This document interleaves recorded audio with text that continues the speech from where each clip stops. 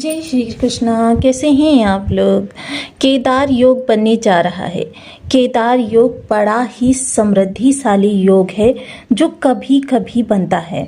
ऐसी स्थितियां वर्षों में एक बार उदित होती हैं और यह उदित होती स्थितियां जब बनती हैं तो कई सारे कार्य ऐसे होते हैं जो बहुत लंबे समय से हमारे रुके हुए पड़े होते हैं और बहुत सारे कार्य ऐसे होते हैं जो कि कहीं ना कहीं किसी न किसी कारण से व्यथित हो रहे होते हैं।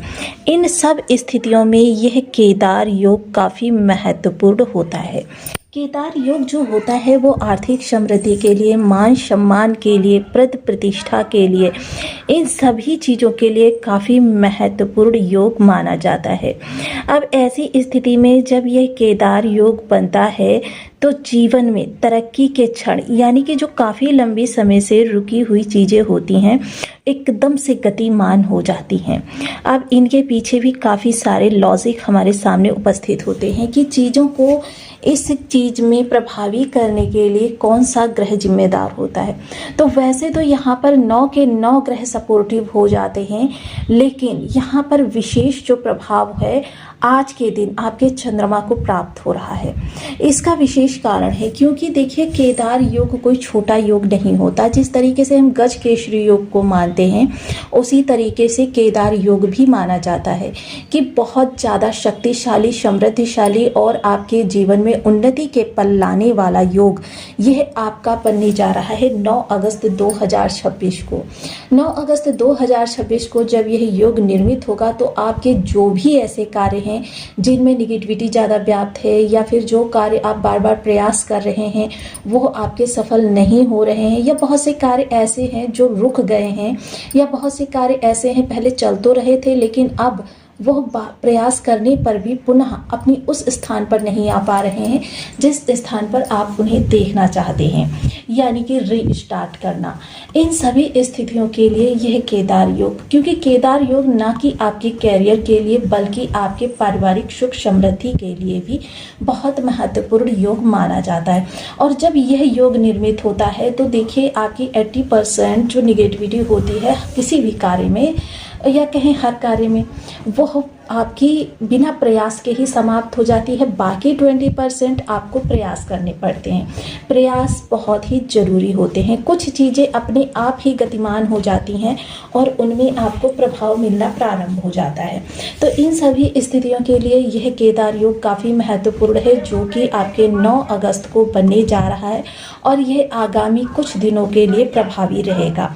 इन स्थितियों को यदि देखा जाए तो आपके लिए काफ़ी उत्तम समय का निर्माण हो रहा है जब आप इन सभी चीज़ों को गति प्रदान कर सकते हैं।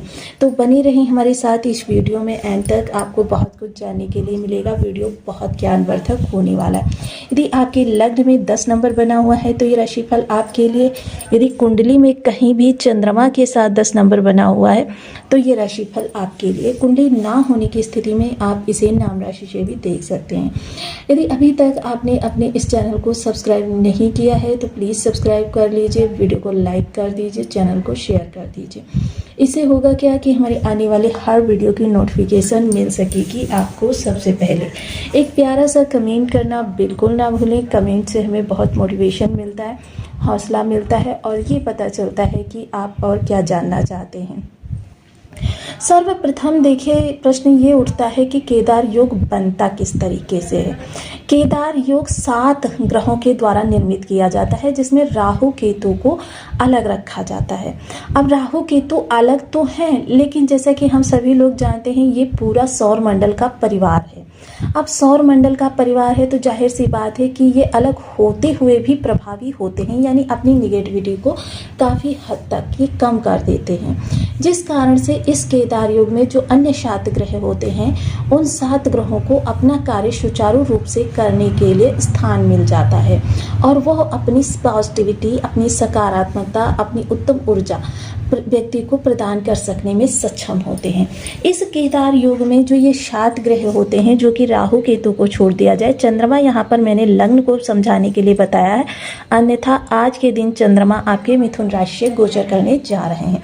चंद्रमा मिथुन राशि से गोचर करेंगे तो जाहिर सी बात है कि षष्ठ भाव एक्टिवेट होगा, किंतु आज से लेकर 2.25 दिन तक आपके अन्य ग्रह एक्टिवेट रहेंगे। जब राहु केतु को छोड़कर 7 ग्रह किन्हीं 4 भावों में स्थापित हो जाएं, किन्हीं 4 भावों में, अब जरूरी नहीं है वो 4 भाव कौन से हो, तो ऐसी स्थिति में आपका यह केदार योग एक्टिवेट हो जाता है। अब आपने देखा कि 4 स्थानों पर समस्त 7 ग्रहों को प्रभाव देने के लिए आप समझ सकते हैं कि काफ़ी लंबा समय अंतराल में आ जाता है। जब ये लंबा समय अंतराल में आ जाता है तो जाहिर सी बात है कि ऐसे समय को हमें किसी भी तरीके से चूकना नहीं चाहिए।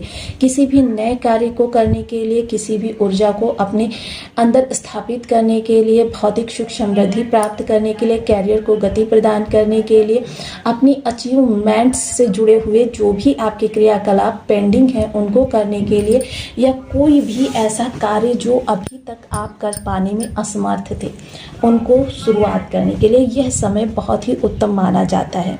तो ऐसी योग जब बनते हैं तो जीवन में काफ़ी सारी चीज़ें हमारी अपने आप ही सुलभ होने लगती हैं। अब जब यह केदार योग एक्टिवेट होगा तो जाहिर सी बात है कि हमारे जीवन में काफ़ी सारी चीज़ें जो होंगी वो गतिमान होती हुई दिखाई देंगी। वैसे तो देखिए इसमें 12 भाव संबंधी किसी भी कार्य को आप इस समय पर प्रारंभ कर सकते हैं या किसी भी कार्य को आप करने के लिए स्वतंत्र हैं। जो भी कार्य ऐसा लग रहा है कि उसकी वजह से आपके जीवन में नकारात्मकता बहुत ज़्यादा फैली हुई है, ये सभी कार्य इस समय पर आपके जीवन में काफ़ी ज़्यादा प्रभावी होने जा रहे हैं। अब यदि चर्चा करें इसमें राहु केतु की, तो राहु केतु काफ़ी महत्वपूर्ण योग निभाते हुए इस दौरान देखे जाएंगे। जैसे कि हम सभी लोग जानते हैं पिछले समय में कालसर्प योग समाप्त हो गया है, लेकिन राहु केतु जो एक दूसरे से 80 डिग्री पर बैठे हुए होते हैं ये काफ़ी सक्षम ग्रह होते हैं।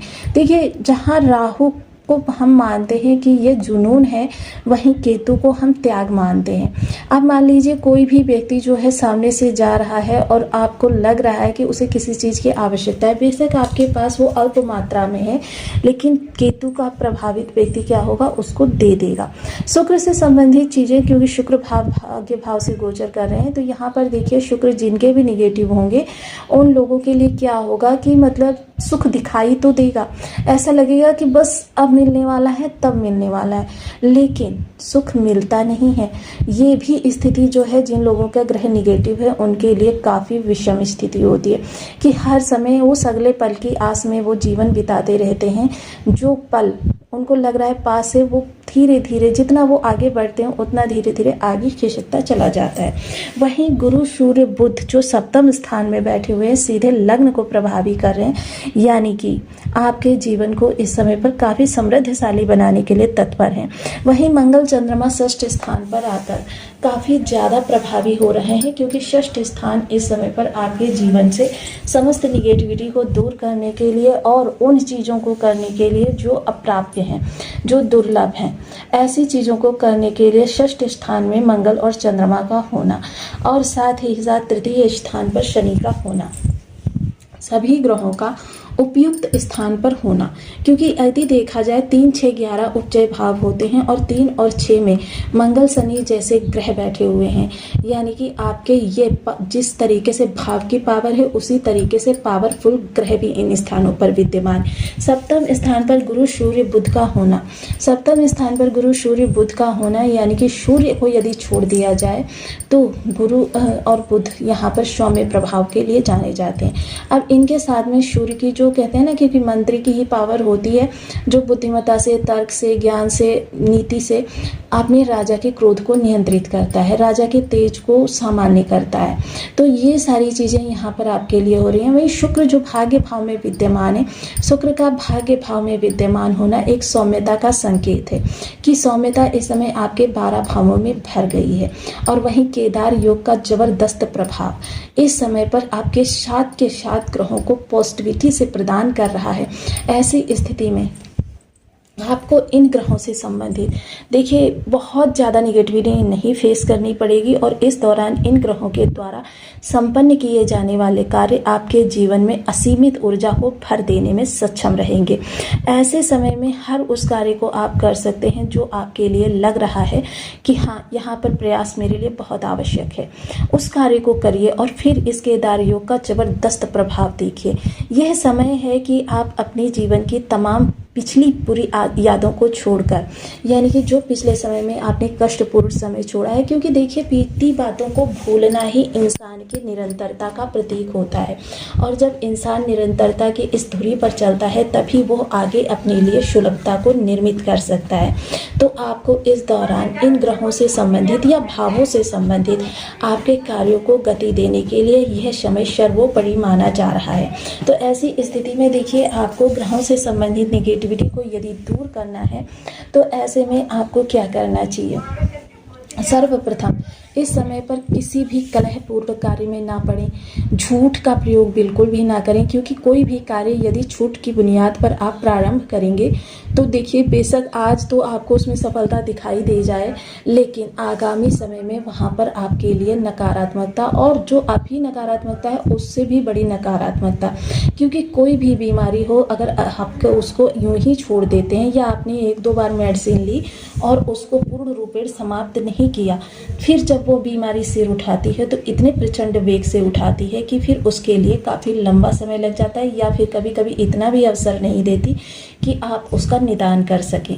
तो इसलिए देखिए झूठ की बुनियाद पर कभी भी, चाहे प्रोफेशनल रिश्ते हों चाहे आपके पर्सनल रिश्ते हों, इन रिलेशंस को कभी झूठ की बुनियाद पर खड़ा करने का प्रयास बिल्कुल भी ना करें। वहीं ग्रहों की सकारात्मकता के लिए, क्योंकि केतु अष्टम स्थान पर बैठे हुए हैं और यदि देखा जाए तो केतु जब अपनी प्रबलता से प्रभाव को प्रदान करते हैं तो ऐसी स्थिति में जब केतु प्रभाव ही देते हैं तो फिर के 9 ग्रह, जो 8 ग्रह अन्य बच जाते हैं, उनको केतु के सामने नतमस्तक होना पड़ता है। अब केतु इस समय पर जैसे किसी धर्म गुरु की बात करें या किसी ऐसे व्यक्ति की बात करें जो धर्म से पूरी तरीके से डिपेंड है, यानी कि उसके जीवन में दुनिया छूट जाए लेकिन उसकी धर्म भक्ति ना छूटे, ऐसे व्यक्ति के सामने जो सांसारिक मनुष्य हैं सदैव ही नतमस्तक रहते हैं। सीधा सीधा प्रमाण ये है कि आपको इस दौरान भक्तिपूर्ण जीवन जीना ही आपकी श्रेष्ठता को और